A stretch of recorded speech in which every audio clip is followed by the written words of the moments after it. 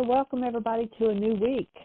Today is Monday, October the 16th, 2023. And our calling number is 563-999-3581 and press 1. And that puts you in queue to talk to us. We'd love to hear your comments and questions because that makes this your show.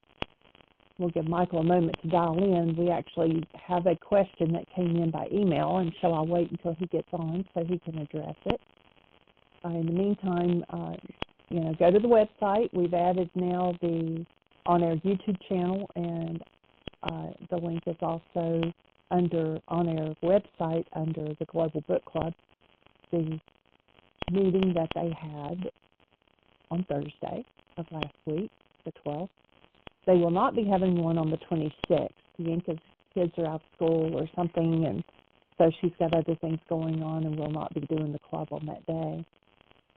And so one of the things that, we haven't had Aria for a few days, so I've been writing on my book again. And one of the things that I've included in my book is a part of a chapter out of A Course in Miracles. And it's lesson 153 in my defenselessness, my safety lies. And I'm just going to read part of this. You who feel threatened by this changing world, its twists of fortune and its bitter jest, its brief relationships and all the gifts, quote unquote, it merely lends to take away again. Attend this lesson well. The world provides no safety. It is rooted in attack, and all its gifts, seemingly safety, are illusionary deceptions. It attacks and then attacks again. No peace of mind is possible where danger threatens thus. Susan says there's a lot of static on the show. All right, let me see if this is any better. I'll hold the microphone up a little closer to my mouth. The world gives rise but to defensiveness. For threat brings anger. Anger makes attack seem reasonable. Well, she says it's still bad. So, Michael, if you'll call in, I'll hang up and dial back in. She says there's a lot of static on my end. And I'll try to call back in and see if it's clearer. So we'll give him just a moment to dial in there. And thank you for letting me know. So as soon as he calls in, then I'll hang up and dial back in, and then maybe it'll have a better connection.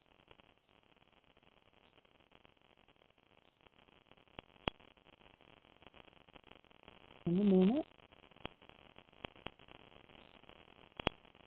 Hope everybody is doing well. Cooler here today. It's only 47 degrees. And raining.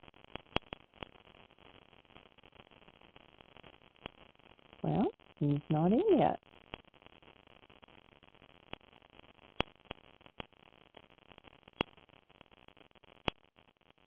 Minute. If he's having difficulties. Apologies.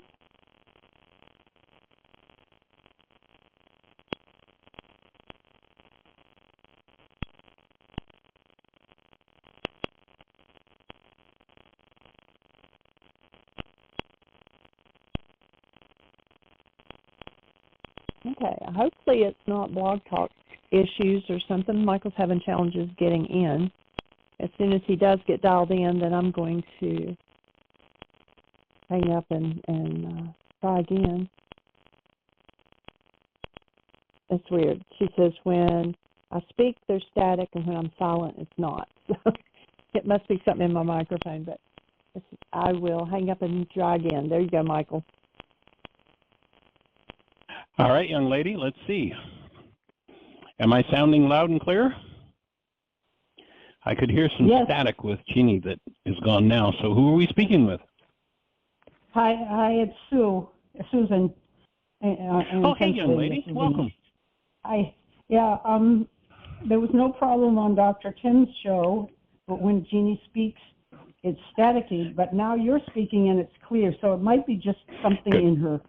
Probably her connection. Okay. Yeah, probably her connection. She'll get back in and be loud and clear. So how do you be? What's happening in your world? Let's see if it's any better. You're much it's better. Loud and clear. Good. It was just a connection. Yeah. Technology, So what Jeanie fun was it is. reading. Yeah, Jeanie, start again if you don't mind. It was good. I sure will. We had to work at it. Okay. I had started writing in my book the last few days since we haven't had Aria. And one of the pieces that I included in this last chapter is out of the Course of Miracles, and it's lesson 153. In my defenselessness, my safety lies. And so I'm going to sort of read a couple of the paragraphs that I included in my book. And it's in the part where, you know, I was talking about the power person, and that one of the things that happened for me is I was always so fearful, and fear is still probably one of my number ones. But after the first abusive marriage that I had, then I learned, he became my power person, I suppose, and I learned that to survive, because nobody else was going to take care of me, that I had to flip into anger, and I had to fight back. And so then I brought this lesson in, and it's in my defenselessness, my safety lies. You who feel threatened by this changing world, its twists of fortune and its bitter jests, its brief relationships and all the quote-unquote gifts it merely lends to take away again, attend this lesson well. The world provides no safety. It is rooted in attack, and all its gifts, quote-unquote, of seeming safety are illusionary deceptions. It attacks and then attacks again. No peace of mind is possible where danger threatens thus. The world gives rise but to defensiveness, for threat brings anger.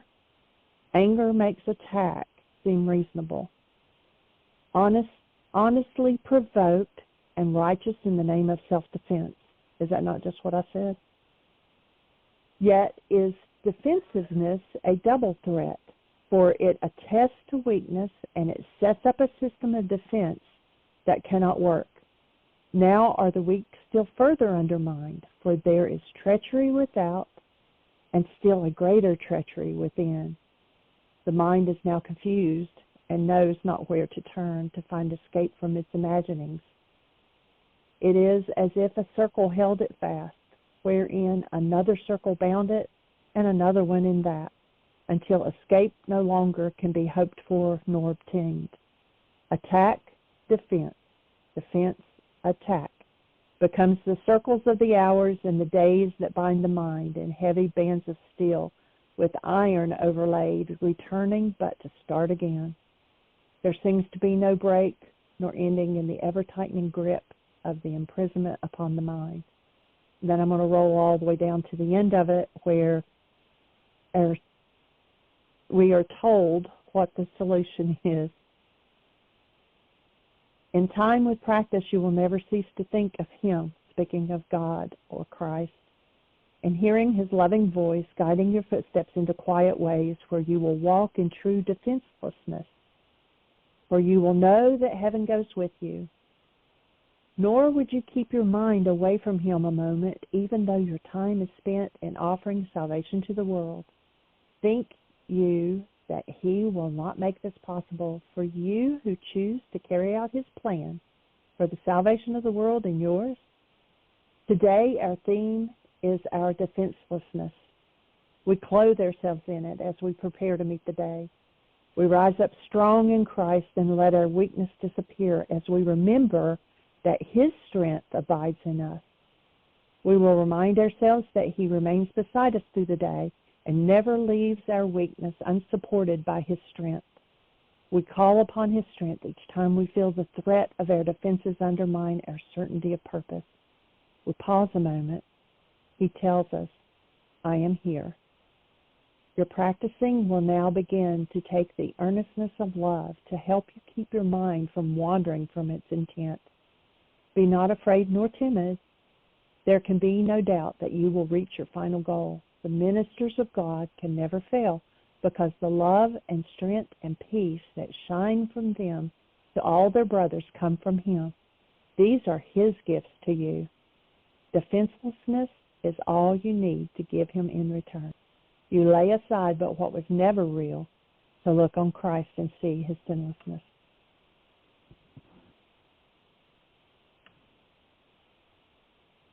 Breathing with you on that one, sweetie. Yeah, so, letting go of our need to defend and to fight and just trust. And I think that's a big one for a lot of people, is trusting the Creator and trusting Source, trusting Ruka. Is that a passage you just put in your book this morning, sweetie? No, it was yesterday, and it's actually out of Lesson 153 in the Course in Miracles. But right. I added it to a chapter yesterday that I was writing about power-person dynamic of going from fear to anger and back and forth, and then that just came to me. So I added it to that chapter. Been a shift. Yeah, there's been a shift in your energy today that I noticed when we were sitting downstairs this morning having breakfast. So it's clearly opened something big up for you. That's awesome. Joining you in it. And we did have a question from an email. Well, before we do the question, this actually, you just opened the space to lead right into the question. You shared it with me earlier, but before we read it, I want to throw some thoughts out on this as a prelude to the question that you've got to ask from somebody who wrote in. One thing is that whenever I do that lesson, I always add the word power. In my defenselessness, my power and safety lie. And if I give my power over to defensiveness, self-protection, then I literally just empowered or set up a field that's going to draw the very attack that I'm fighting against. Job gave us a lesson. If you read the book of Job, you read the story of a major, mega healing crisis. And one of the things that Job comes to as a conclusion through his healing crisis is, that which I feared most has come upon me. Fear, defensiveness, is an amplifier for energy. We are creators. As creators, whatever we hold, we empower. We can empower it by holding it in the active presence of love, or we can empower it by holding it in the active presence of fear. And if we do, then we intensify that energy with fear, and whatever it is that I'm defending against, whatever it is that I fear, I'm going to draw into my life. Now, one has to be careful when getting to the refinement of this lesson, because that can sound like blaming the victim. Oh, you're just saying it's my fault this happened to me. No, that's not what I'm saying. What I'm saying is it's a participatory world. And nothing comes to you, one of the things the Course says, nothing comes to you without your consent. If the consent is usually unconscious, whatever the form of attack might be, somebody says, well, I've never thought of that. No, not me. No. Well, it might be literally an energetic pattern from 10 generations ago when that event happened. I'm afraid that somebody's going to come up and just punch me out. Well, there may be an unresolved generational pattern of being punched out. And if something triggers that into activity and I go into fear about it instead of forgive it, then and I'm talking on a literal physics level, on a quantum wave level, I just send out a quantum wave, literally a measurable energy wave, that says, hey, is there anybody in town that wants to or knows how to punch me out? And if there's anybody in the arena, guess who's coming to visit? It's going to be that person who's in resonance with that, because we live in a resonance world.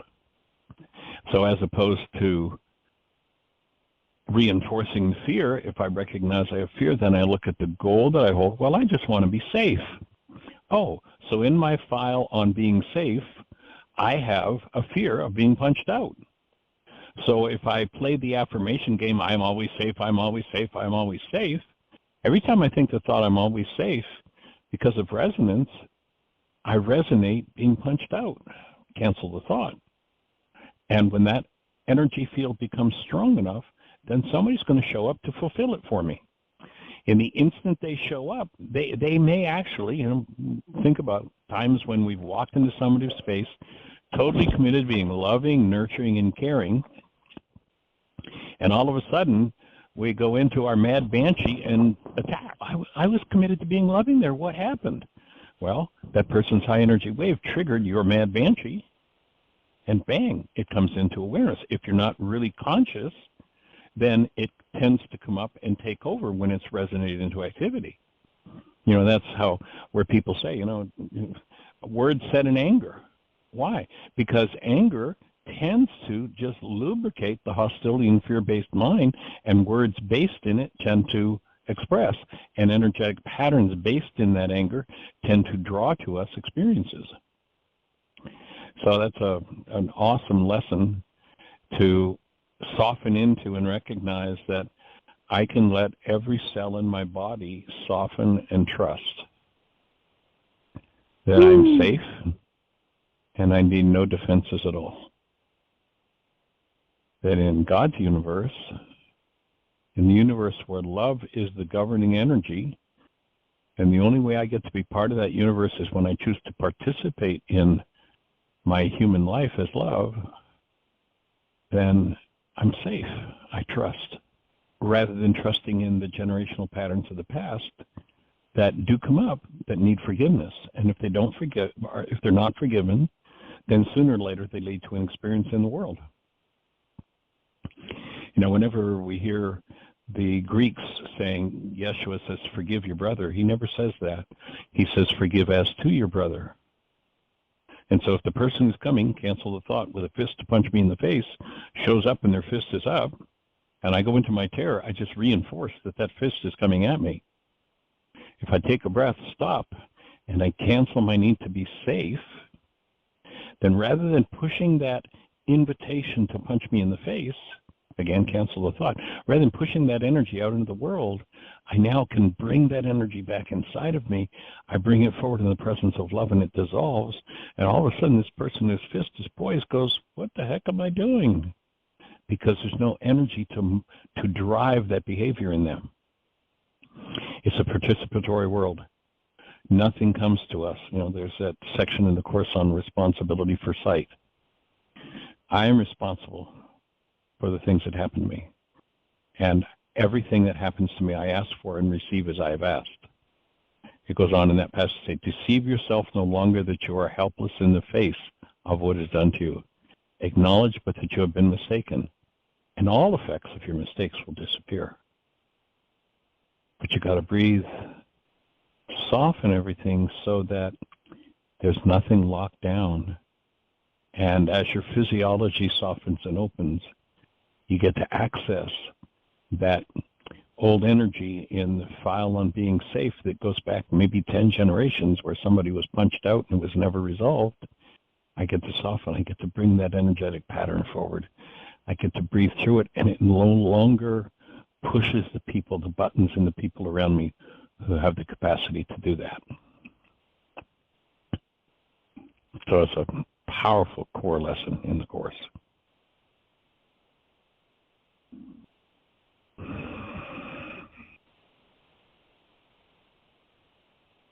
So I'm breathing and softening with you, sweetheart, and with everybody who's listening.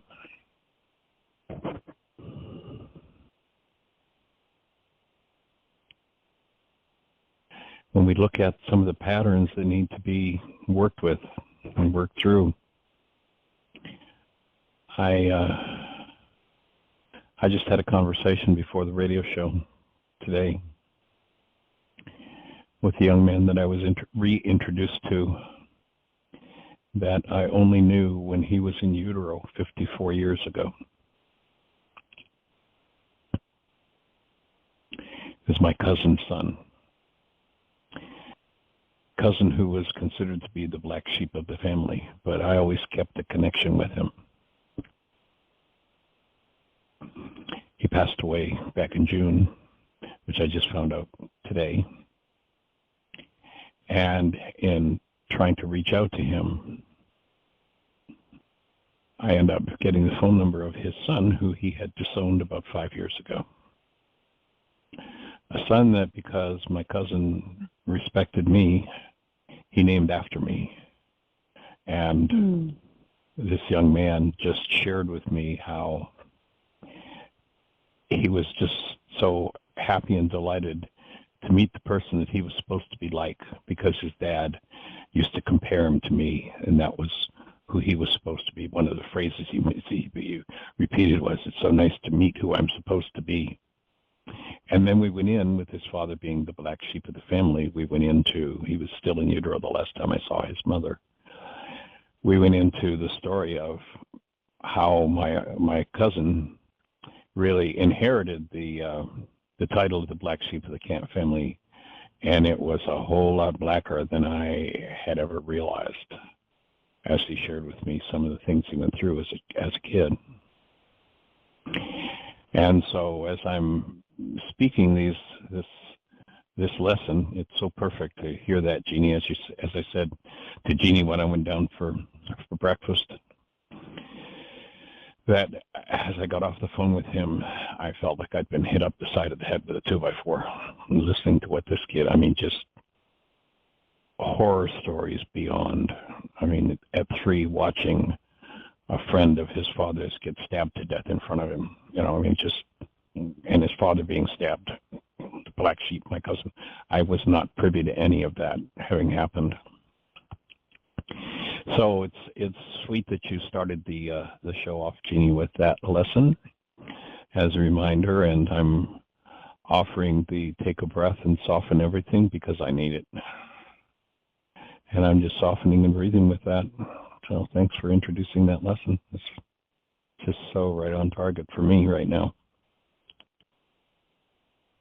Definitely have some grief and tears that want to come up over thinking about what my cousin, who I dearly cherished and was connected to, although again he was always the black sheep, you stay away from him, and I always kept a connection with him, but did not know how deep into the darkness he had gone. Found some of that out this morning with his son, who started his healing journey several years ago, and a cousin who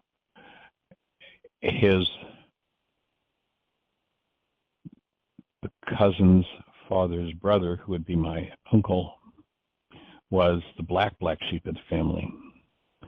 And I reconnected with his daughter about a year ago, who was an alcoholic up into her 50s and gave up alcohol about 6 years ago. And she just told me this morning, as we were sharing about all of this, that the thing that led her to give up alcohol and start into her healing journey in the Course of Miracles was that she came across my tapes and started listening. I had no connection with her until just about a year ago, when the cousin that I'm talking about that's now passed gave me her phone number.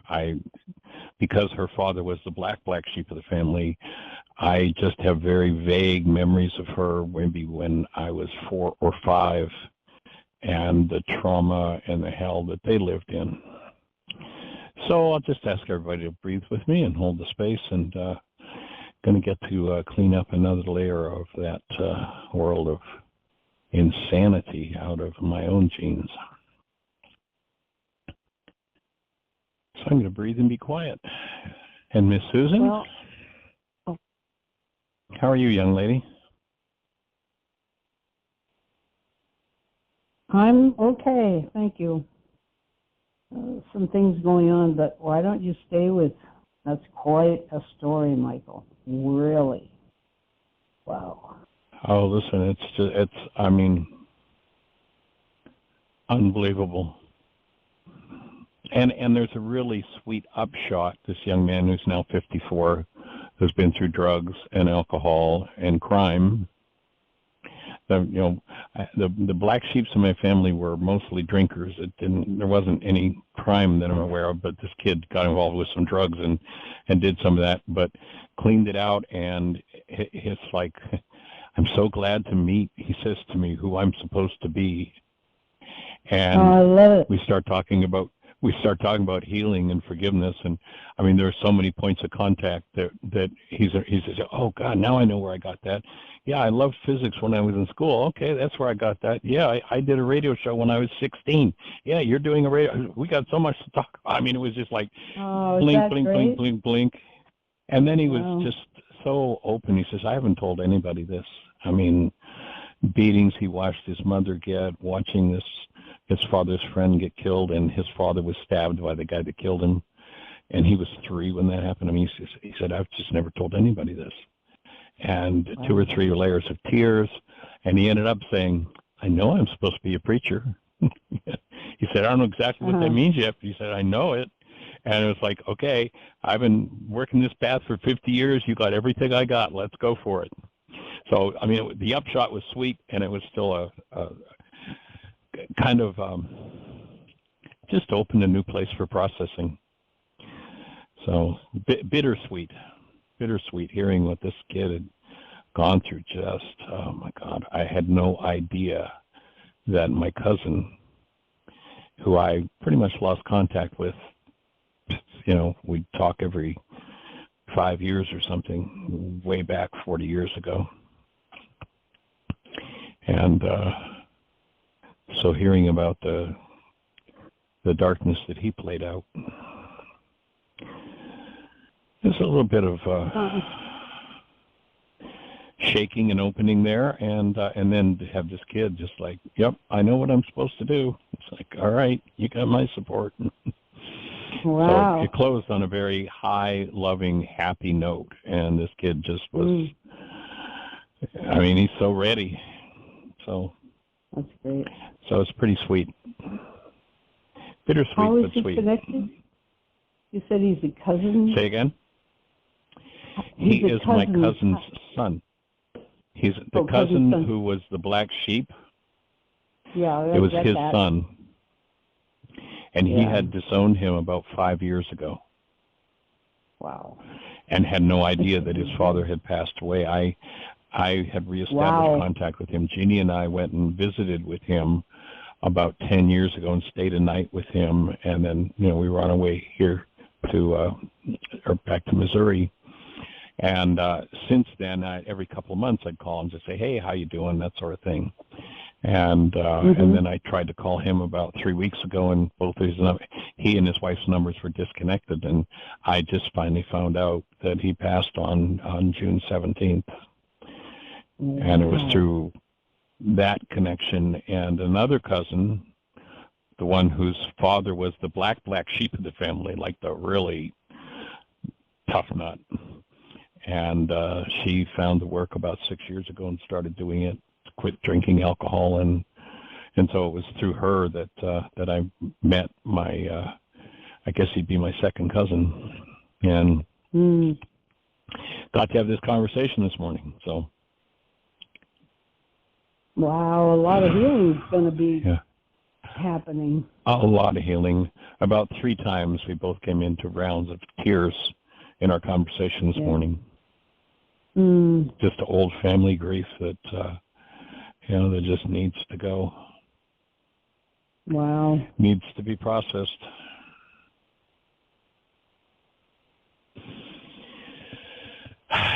So breathing and softening. And thank you, Jeanie, for reading that lesson, for coming across that one yesterday and choosing to integrate it. Yeah, it is. It's awesome.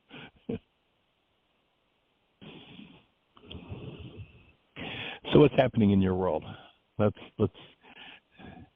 You've probably got the next piece of the puzzle to open the next thing for all of us. Who knows? Yeah. Well, I've been noting the fact that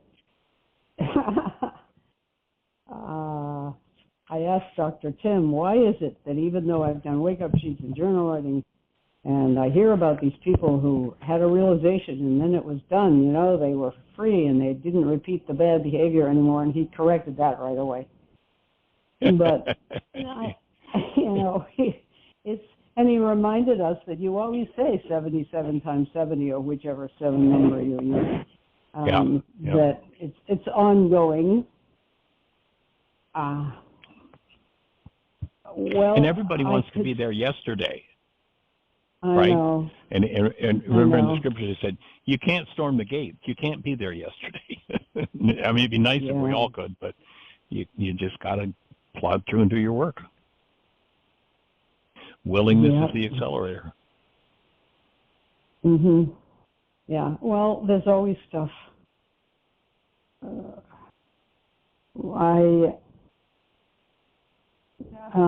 A family member got mad at his very ornery, difficult, half-feral cat and harshly threw her out the back door 2 or 3 days ago. And she hasn't come back. And I found my level of horror and upset over that. I mean, I don't say it's out of proportion because cruelty to an animal, and he himself regrets it very, very much. And says, what is it about me that I have this temper? Where did that come from? And we've had some long talks about where it came from and what needs to be done so that that sort of thing doesn't happen anymore. But I've had to do a lot of work on hurting animals because I hurt those fish when I was very young, stoned them on the shore, and that is just one of the things that comes up. I understand it. He said, I hope you're not mad at me. And I said, how could I be mad at you? It's not a matter of being mad, but let's just find a way through this, And so anyway, and then we have a 13-year-old cat who is either he's gone off to die. He was just in the house, and I convinced Tim Bingham it's time to put him down. He's been sick. I think he's in pain, but animals are hard to read. He purrs. That doesn't mean anything. But when we touch one side of him, he leans into my hand as if I'm easing some kind of pain. We've had him to the vet. He has a swollen liver, and so I think he's gone off to die now, and I'm sorry that I didn't keep him in and could take him to do it myself just for the closure, selfishly for myself. But anyway, so we're dealing with that. That is a pretty clear grief. I mean, I don't think it's just something going on right now. I don't need to do wake-up sheets about him. I just love the little animal, and he's been a wonderful friend. His brother's still fine and living with us, and Jacob's cat is also with us. And we said goodbye to my son's dog 2 weeks ago. And, things happen. That's just life, But I have been puzzling about why it's taking so long to deal with this core issue of feeling deep shame and getting attached to people who are not going to stay. I pick people who are going to. I'm so lucky to have Tim Bingham because he did stay. I mean, wow, I lucked out. And then, of course, I could relax because I knew he was going to stay and I trusted him. But I've had many a potential friendship where I was inordinately attached, but I chose them. Dr. Tim told an example of a young man who came in to get help. He said, here I am, I have lots of girlfriends, but I picked the ones who are going to not have time for me after a while. Why do I do that? And he did the work on it, and now he gets girlfriends who stay. Well, and I'm thinking, well, why can't I do that? I haven't done it yet. The work goes on, is I guess what I'm saying is I still feel very weak, paralyzed almost around certain kinds of people. And it's a wide range. But the ones I get attached to are the ones who are not going to stay. They're going to disappear in one way or another. And that's my business. That's my work. So I'm just working on that. It's ongoing. There is no immediate crisis. Just a pain in the ass is what it is. Can you hear? Careful what you ask for. Yeah, I heard it. Can you hear that music? For it. I understand that. Can you hear the music going on in the background? The music going on? No. Tell me if you can hear this. Music. No? No. Okay, I can't play it that way. All right, we'll let it go. So my offering with everything you've said Yeah. would be that you'll you'll accelerate through that issue when you let go of your denial. Okay, you'll have to explain that because I don't think I'm in denial in the least bit. So remember, one of our main tools is become the thinker apart from the thought, the feeler apart from the feelings, the actor apart from the actions. And we could add to that in this context, the speaker apart from the words. If when you review, if you go back and review this section of today's show, what you said, where your denial kicked in. And remember, denial is the thinking or speaking as though something outside of us is the cause of what's happening inside of us. And when we do I'm that, not aware of where I did that. we dissociate.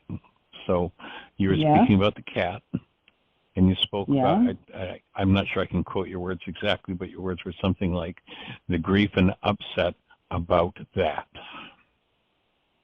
So that's it now. When I speak, an event happens and up comes my grief and pain, and I speak, oh, I am upset about that, I'm in denial. And the whole idea is one of the skills that needs to be developed is to take a multi-generational pattern of blame, of putting it outside of ourselves, and give the mind different instructions by using responsibility language. Oh, he threw out this cat and he told me about it, and that brought up so much grief and rage in me. As opposed to, or what, I'm not sure exactly it was grief and rage or grief and pain, as opposed to my grief and pain about that.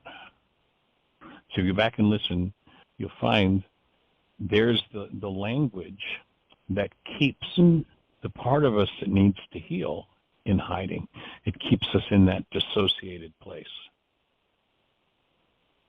And so just committing yourself on a new level to observing your language and notice, catch yourself when you language that something outside of you is the reason why this is moving inside of you.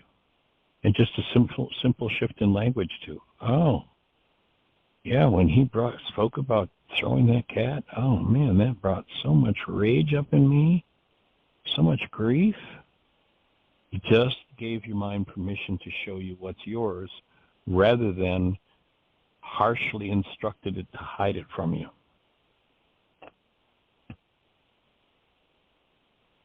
Does that make sense? And are you breathing? I'm breathing, but you know what? I'm going to push back on this because I don't. Please do. I didn't blame the situation. I thought. I didn't say you did. This incident triggered a lot more feeling than maybe was normal or called for or whatever. How is that denial? Well, if you'd have said that triggered a lot of pain in me, I wouldn't even, that's totally in the range of responsibility. But that's not what you said. And you didn't say, oh, it's his fault that happened. You didn't go that. It was just a subtle use of language. Remember that reality, perception is a construct of the mind, and it follows our words. And so, again, I'm not sure what the two emotion words were, but there were two emotion words, and you utilized, it was grief and pain, or whatever the two words were, my grief and pain about that. Your grief and pain isn't about that. Your grief and pain is about the fact that inside of you there's grief and pain. And the subtle instruction to the mind that says, okay, I know I've got, here would be the long form. Here would be my demonstration of the instruction. I know that I have grief and pain inside of me, but I choose not to look at that. So now, mind, show me a picture and give me language that will support me understanding that I'm in grief and pain about that. And you just finished talking about the whole cat incident. So there's where the subtlety, and the mind gets more and more subtle. The Native Americans called the ego the wile e. coyote, the trickster. Mm-hmm. Yeah. And it's subtle and it's sneaky. It sneaks in its messages, and your mind can't show you anything that you don't give it full permission to show you. And it will show you everything in the way that you instruct it to. So when I say my grief and pain about that, my mind has to keep on track with the evidence that I have grief and pain about that. And you don't have any grief and pain about the fact that he did that to his cat. You just have grief and pain, and that action resonated it. And that subtle shift of energy. Okay. Oh. Mm. So that would be my offering to be where the denial. It's subtle. It's subtle. I do understand what you're saying. Yeah. Magda has her hand up. I think she might have something to add to that conversation, too. Mm-hmm. Do you have another thought before we bring Magda in, Susan? Go ahead. Only that if I see, or if anybody sees an innocent animal treated that way, they are going to have grief and pain. Where it comes from, I don't know. There are whole organizations against abuse of animals, so yes. I just don't understand. It's a shame. What's normal? What's appropriate? It's a shame that there's so many organizations against the abuse of animals. I think that's really a tragedy in the world.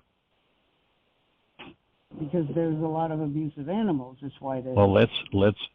Well, let's remember Job's lesson. That which I feared most, that which I was disturbed about most, I added energy to and created it. And Yeshua says, resist not evil. If you let your mind go against something, you just became a participant in it. So I think that the more organizations we have about treating animals kindly, keeping them safe, keeping them well-fed and nurtured and cared for, I think those organizations are awesome. I think the animal organizations that fight against the abuse of animals are an atrocity, and they're a house divided against themselves, and they don't even know it. The very thing they're fighting against, they're lending their unconscious energy to. Okay, yeah, I get So it. when I go inside myself and process all the pain that I have about an animal being abused, and I turn and I see an animal being abused, I don't have to be in rage or pain. The only reason I'll be in rage or pain about it is if there's rage or pain in me. If I see an animal being abused, I'll be able to stand centered, connected as a space of active love, and walk over the abuser, and I'll know exactly, I'll be guided precisely how to bring that animal into safety and bring healing to the person that's abusing the animal. Okay. But if I approach that person out of my rage, guess what? I'm going to do more. Just, you look at, what do people want to do to the child abuser? Abuse them. Right. How does that resolve? Well, we look at what's happening in the Middle East right now. An absolutely horrendous thing happened just a couple of days ago, and now an assault even more horrendous is happening. How does that fix anything? It doesn't. Right, it just perpetuates. That's why that particular conflict's been going on for thousands of years. And until somebody steps up to the plate and goes, I'm going to be responsible for what's in me, and I'm going to invite you into the healing space, there isn't going to be healing. If you go back, I'm not even sure historically exactly where, but back 80s, 90s, what's going on between Hamas and Israel today was happening in between Poland and Ukraine. And there came a point, and again, historically, I'm not sure exactly where, but I mean, every bit as much animosity and hatred and the desire to destroy each other was there.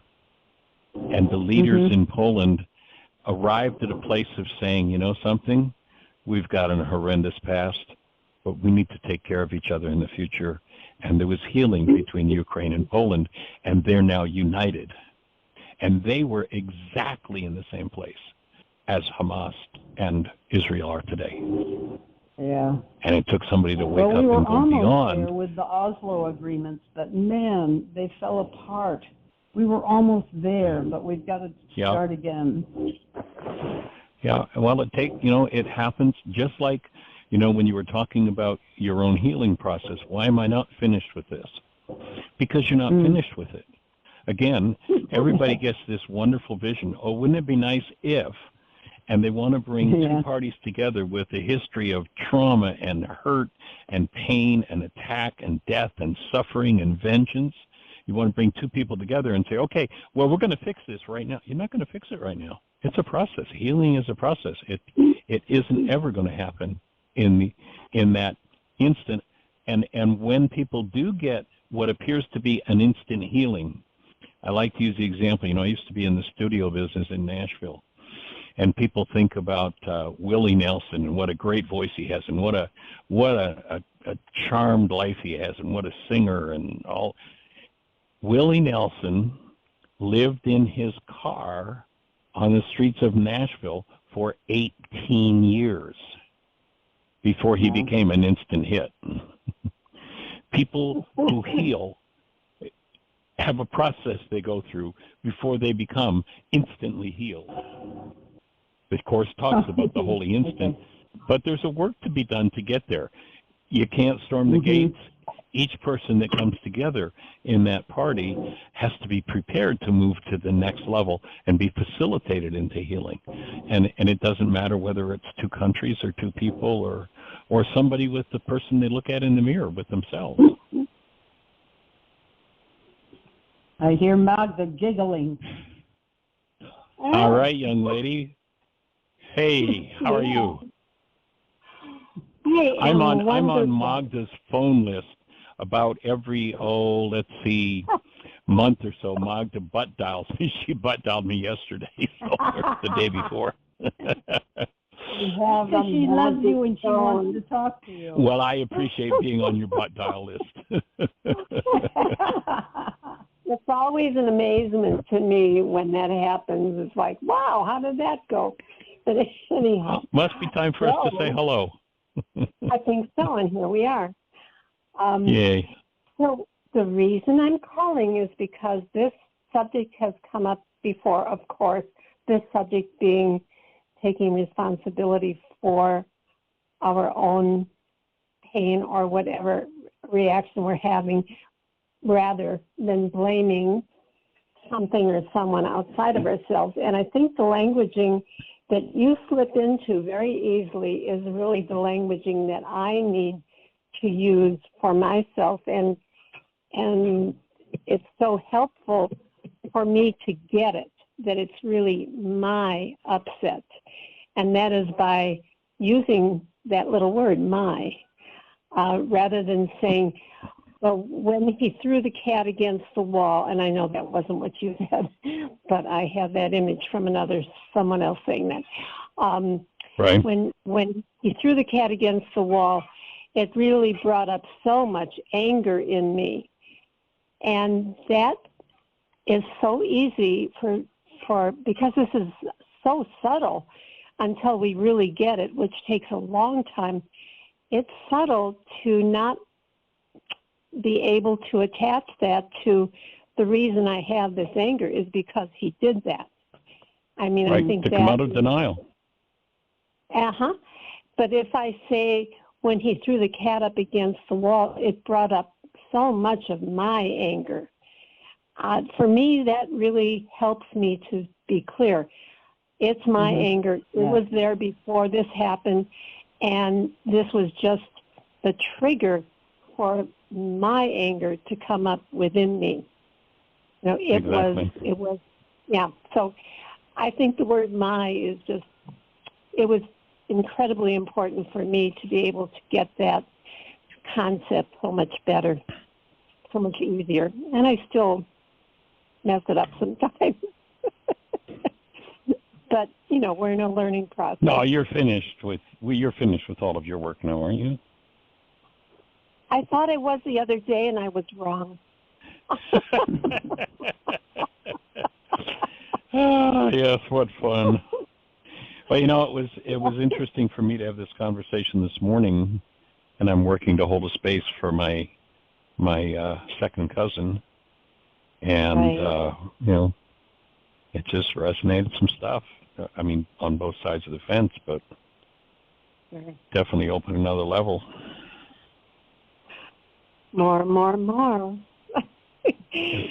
Well, what a blessing, and going both ways, a blessing for him to be able to really interact with you, and a blessing for you as well to learn these things that you didn't know about, and so be proud to see the Lord. Yeah. And the inspiration that he knows he's here to do it, and like, okay, kid, you got it. You got the whole package. We're just going to hand it to you. Right. I remember being very angry when I thought I was done with the problem. One of my issues, and I really, really thought I was done because of how I felt after I did the work that I had been doing on it. And right. when I found out the next week that, oh crap, it came up again. Another layer. Upset. Why? And there's a book about that, Yeah. Why there's a book that's called "Why Is This Happening to Me Again?" You might want to read it. You might find it interesting. I like the one, "Why am I doing this to myself again?" That's my favorite. Yes. Yeah. Why are they doing this to me again? Yeah. Well, anyhow, I know how disappointing it is to not be done, and it's also pretty thrilling. So let me see if I can understand what you just said. Now I just want to know that I understand this clearly. Okay. So I'm disappointed because I'm not done. Is that what I hear? Yeah, I think that is what you heard in between the lines. It's a trap, Martha. Is it possible? Yeah. Is it possible? Is it possible that the truth might be, oh, I have some disappointment in me about not being done already? It brings that up. I have disappointment. It's mine. And now I've got my next worksheet to heal my disappointment. How cool is that? So what I need to do is rephrase it with my little word "my." Your word "my." Always owning it. When I realize that I'm not done, it brings up my disappointment. Yeah. Right. And I realize I have a whole layer of disappointment to be finished with. And if you look at it, and usually when things like that stir, they relate back to a power person. If you think about it, how much time did you observe your power person in disappointment around you? Oh, yes. Yeah. A bunch. We can count the hours and the days and the months and the years. Yep. Yeah. And how much disappointment did I experience my power person directing toward me. Projecting on you, yeah. Right. Yeah. Yeah, that's the power. You're the reason I'm disappointed. You're the reason I'm hurt. You're the reason I'm. It's like, and so that projection language we've been taught right from the womb. I mean, we heard it when we were in utero. I mean, how far back does this universal one world religion of blame go? The Garden of Eden. Adam says, God, that woman you gave me, that's the problem. I mean, that's when the dissociated language started. It's been around, it's in our genes pretty deeply. And it's a big piece of work. I mean, I personally am deeply appreciative of the fact that I get to do this conversation with people 5 days a week and keep refining and refining and refining and refining my own understanding and my own process. Because if I hadn't done it, I'd be back to the level of conversation we were at 10 years ago when this radio show started. And I think we've come a long way, baby. I think that's true. I think so. Yeah. Been a lot of processing, a lot of a lot of healing under the bridge since the first show back in January of whatever it was, 12 going on 13 years 2011. ago. Come this January, 2011. So there's been a lot of I was still and a lot of refinement. I was still in Nashville at that time, so Right. yes, I remember exactly. Yeah, this show has been just an absolute godsend as a helper for all of us who are doing our work and learning as much as we can about the tools. Yeah, thank you again. We're blessed. We are blessed. Yeah, all of us. And the biggest thank you belongs to Yeshua, because he understood it. We got to access it. We're riding on the coattails, but it's certainly pretty awesome. Yeah. Yeah. So, Miss Susan, any additional thoughts for you? Please. No, not really. I feel if I had a tail, it would be between my legs. I get it. Okay. So now let's see. What would that be? So would that be something to do? Would that be maybe your next worksheet on being picked on, or? It fits right in, Michael. It fits right in. It's excellent. Yep. Well, I'll just say to both of you, ladies, actually to all three of you with Jeanie on here too, and the work that we're all doing, is I deeply appreciate the willingness and the layers that we've all gone through together, and the contribution that each has made, because it's monumental. Nobody could do this in a vacuum. Nobody could. Well, I agree with you there, for sure. You know, that saying, it takes a village to raise a child. It takes a village to heal. Agreed. Yeah. Susan, you disappoint me that you're just being so hard-headed about this. I disappoint you? That's right. I think she's being a smart ass. I am. Right. Right. My funny bone is working today. Yeah. Yeah. Actually, Susan, I'll say it again. I absolutely adore the fact that you call in and share and ask, and I learned so much by the questions you ask and the answers they promote. So, thank you again. Thanks, Magda. Yep. Yeah. It's okay. We all appreciate the integrity of your process, Susan, and your willingness to just keep going for it, layer by layer, no matter how much it hurts. Yeah. Yeah. I seem to have a lot of, we talk about butt calls and tail between the legs, but I'll add, it's a pain in the ass. I'm going to invite you to stop asking for that. You don't need that set of symptoms, lady. That's a painful set of symptoms. Yeah. There's a lot of truth in that. You don't want that. Yep. Or I don't think you want that. Let's leave that part of the anatomy healthy and happy. Okay. You guys, blessings to everyone. Nothing other than just a nice little pat. Yeah. Well, thanks, you guys. Thank you, Michael. Good luck this afternoon with what's left of that processing and that new found relationship with the son of the black sheep of the family. Yeah. Pretty amazing. Pretty amazing. It's wonderful you're there for him. Yeah. It's wonderful to be there for him, and it's wonderful to have that new layer opened up. Because there's a part of me when he started sharing some of the things that Dad had done that I was aghast. I was just like shocking. Wow. And I didn't know I had that kind of shock in me and that kind of energy in my family system. So, Wow. Well, you know, it's all within all of us.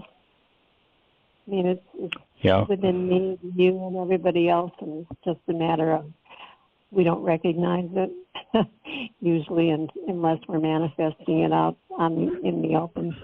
So, but it's there latently. yeah. And Yeah.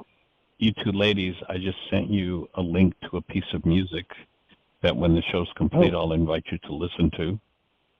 And Okay. anyone who's listening who I can't text it to because I don't know who you are and I don't have your number, if you go to YouTube and type in "You Can Relax Now" Oh, and give a my. listen to that piece of music, it's so perfect in this space. That's what I tried to play before, and I could play it on my phone, but it wouldn't come through. So, so give it a listen. Thanks. "You Can Relax Now" by Shania Knoll. All right. We appreciate you. Cherish you all. Have a blessed one. Thanks, you too, Michael. Bye. You, Jeanie, Okay. too. Bye-bye.